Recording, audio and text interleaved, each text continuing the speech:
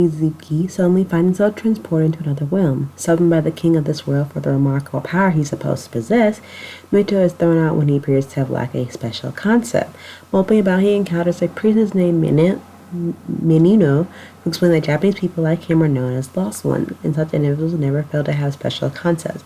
Menino believes that she is part of the church that helps abandon lost ones integrate into society. She invites him to spend the night at her church, where the two can probe the nature of his ability. Eventually, they discover that Minto's special concept is actually incredibly powerful and dangerous. But is Menino's true goal to assist the lost ones, or the opposite?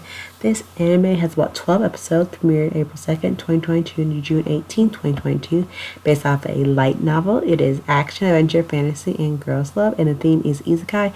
Each episode is 20 minutes per episode, and it's rated R and 70 plus for violence and profanity. Let's get started into the Executioner and Her Way of Life was really interesting because you're focusing on Minno here, the priestess, this girl. And I was not thrown for a loop, but I was interestingly appealed of how the story kept me on my toes. I thought, the main guy that we were introduced to, he'd be the focal point along with her. No, that was not the case. They just basically yeeted the guy. And so no male character that needs to be overpowered, no harm, no nothing, which I really love because I'm kind of seeing a lot of overuse of the cliche where people tend to write isekais and they tend to go the extreme route where you have two strong independent female protagonists with a guy and it ends up leading into like a harm situation and a powerful harm OC where the protagonist is male and he's overpowered as crap, and but that's the point here. Now that we're doing this little twist where we have a female protagonist where it tends to be written in the fantasy world where we just fall on the realms of just the female being in power, and then we have realized that another thing that's thrown into the equation is that we have another female who is transported alongside with him in this magical world where Japanese people are called the lost ones and they have powers. And frankly, that never seems to go better for any beneficial way when you transfer people from different worlds to this world and you expect them to help you with something that you need help with when it might go against the whole world law of systems of how you rank people, and now you gotta add them to the loop and add them to a caste system. Just lovely and perfect. And I will say, not too much, but when we delve more into Menu's storyline along with this other character that is thrown into the mix, we're not just dealing with trying to get them back to the world, it's trying to see what their ulterior motive is along with Minnows, because you think, oh, she's there to help them, but is she truly there to help them? Because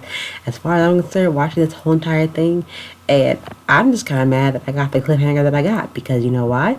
Because I was expecting more, and I was expecting more as a whole, because, well, the way it ended up, I expect maybe, because this did come out in 2022, maybe we might get in this season, because we have a lot of strong female characters that you can possibly relate to, no matter how you look at it, no matter who you pick, because you have Minno at the bottom of the screen, you have Akira, then you have Momo, and then you have the princess over here, the princess, the very strong princess that says, move, I am the new prince in knight in shining armor, basically, because the way she's built Ripley, and they're also, not everyone is giving some giant enormous breast for once. They all have normal size chests for once, and I am happy.